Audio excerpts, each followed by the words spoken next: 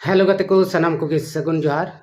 मासीदा official YouTube channel रे आपे सनाम को सगुन अतांग दाराम तबे गते को तेहिया दिन रे आपे चिलका हेना पे आसब कना सिरजनिया वाते दुलर ते मज और नपाय गे हेना पे और इन हो उनिया थुम दाड़े और आशीष ते नपाय और मज गे हेनाई तबना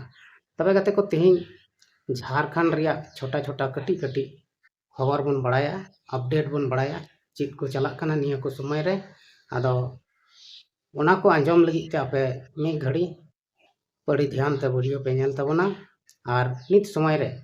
से निया को समय रे झारखंड रे चित को हुयो लगी दो कना ओना कोरेना गे अपडेट बन आंजमा और बन बड़ाया आदो गते को देला बन तबे वीडियो बन स्टार्ट लगे तबे गते को नितो झारखंड रे तबे गते को झारखंड रे मानसून सत्र रिया सर्वदलीय बैठक शुरू लगी दो कना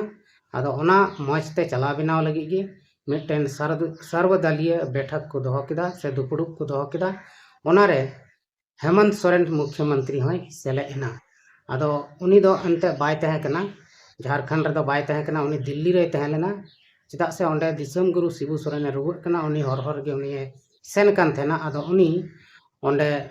बैठक तहे लेना 1 तारीख आदो उनी ओना लहा हिलक गे हेना और ओंडे बैठक रे सेलेना तो ओंडे दको गलमराव किदा जे मजते नवा मानसून सत्र जहां दो 1 अगस्त खन 7 अगस्त धरी चला लगी दो कना मानसून सत्र और तबे गते को नोडे बन नेले कना द्रौपदी मुर्मू जहां दो राष्ट्रपति कना ओंडे डबो आय कना जोराय कना हेमंत सोरेन और नोडे दो बाहा एम कते अतांग दाराम कितिया गहारिया जहां गुलदस्ता कोनता ओना एम कते अतांग दाराम कितिया और नोडे दो बन नेले कना नोडे मज तिकिन गलमरा कना और नोय नोडे दो नोय एमाय कना राष्ट्रपति हेमंत सोरेन एमाव दिया नोडे दो हेमंत सोरेन दुड़ुब कना सोचाव दे हुदिस दे चिलका झारखंड राइजिंग चलाव और नोडे दो ओना मीटिंग कन तकवा जहां दो 1 तारीख 1 अगस्त को चला ओना 1 अगस्त को 7 अगस्त चला ओना मीटिंग रिया ओना रगी मजते चला मा और ओना जे मानसून सत्र चला ओना नपाय ते चला मा ओना लगी तिगे ओंडे पहिल बैठक को दोहला केदा चिलकाते मज तेबन चला बिना दड़िया ओना लगी तिगे बैठक को दोहो का थेना ओंडे सेलेना और ओना मीटिंग से ओना बैठक दो मज तिगे हुयन तकवा और हुयन खान 1 अगस्त खन जहां मानसून सत्र चला ओना दो शुरुइना आदो नवा मानसून सत्र दो आयमा लेकाना कमी कोरेना गपाल माराव हुयो और नोडे दो पक्ष विपक्ष सनाम को तहना और पूरा को गालमारा ची लेकाते चिका हुयो और नोरे अब बन बड़ाई गया ना पूरा पूरी झारखंड सरकार से जेएमएम सरकार विपक्ष दल रेन घेराव रिया को कुरुमुटुया ना आदो नोआ रिया हो खबर बन बड़ाई लगी ते मासीदा ऑफिशियल यूट्यूब चैनल सब्सक्राइब करते दोहाय तबन पे चेदा से उनको टारगेट में जे नुई जेएमएम सरकार दो पूरा पूरी नितो दबन ऐसे दिया हानते नाते को और रिडट कते बन आग बकावया विशेष कते ना मैया सम्मान योजना रिया कथा को पसे रकाबो गया और रकाब गया ना नोआ को मुद्दा उनको को बनाव ठीक कदा आदा नोआ को हो जब मानसून सत्र जहाटा कना शुरू रिया ओना शुरू 1 तारीख खन 7 अगस्त धलई चला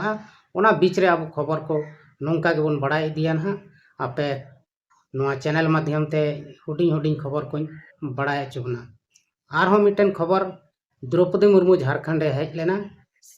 उनी दो अडी मज तगी सेटेरना रांची सेटेरना और रांची रे सेटेर कते ओंडे अडी मज ते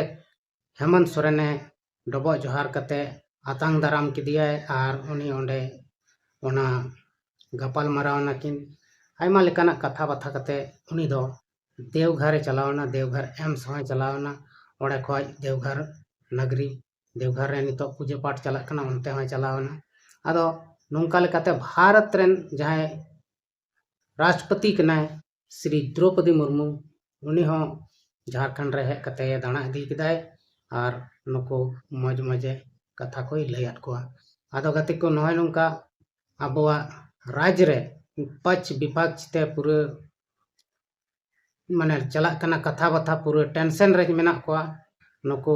पक्ष वाला अलग गे विपक्ष वाला अलग गे बीजेपी रेन अलग गे मेना कोआ जे नुको झारखंड मुक्ति मोर्चा रेन सरकार नुई चिलका तेबुन ᱧᱩᱨᱦᱟᱹᱭᱟ मेनते नोआ कुरुमुटु रे मेना कोआ और झारखंड मुक्ति मोर्चा रेन सरकार हो हेमंत सरकार हो उनी हो कम दो बाय लिखा कना उनी हो आया कमी को होते ते उनको दबाव को रिया कुरुमुटुईदा और अकोयटा चिलका को कमीदा अब बन नेलेत को गिया और नो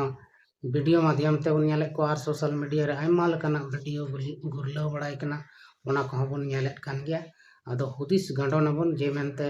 हेमंत सरकार चिलकाय चलावदा सरकार ठीके चलावदा बड़ी चलावदा नोआ को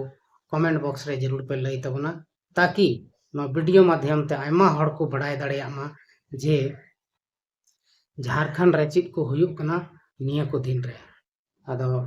ओना को इयत गया पे सनाम को कमेंट रा जरूर पे ले और वीडियो मज पे बुझाव का चैनल सब्सक्राइब कते कमेंट और लाइक शेयर दो अलपे बगिए तबना आदो गते को तेहन झारखंड रे नो हुडिंग हुडिंग खबर और इኛ कुरुमुटु मेना धीरे धीरे से बई बईते आयमा ढेर खबर अगुई रिया इन कुरुमुटुई तबना सनाम क्षेत्र रिया खबर अगुई रिया इन कुरुमुटुई तबना ना आदो देलाबन तबे अब तेहन नोआ हुडिंग हुडिंग खबर बन आंजम किदा और नोआ खबर आंजम कते अब चेलका बन बुझाव किदा कमेंट रे लई तबन पे तबे तेहन खबर से तेहन नोआ वीडियो दो नोड़े गिन मुचाद तबना मा एनखान सनाम को गिन सेन खन मुचाद जोहार।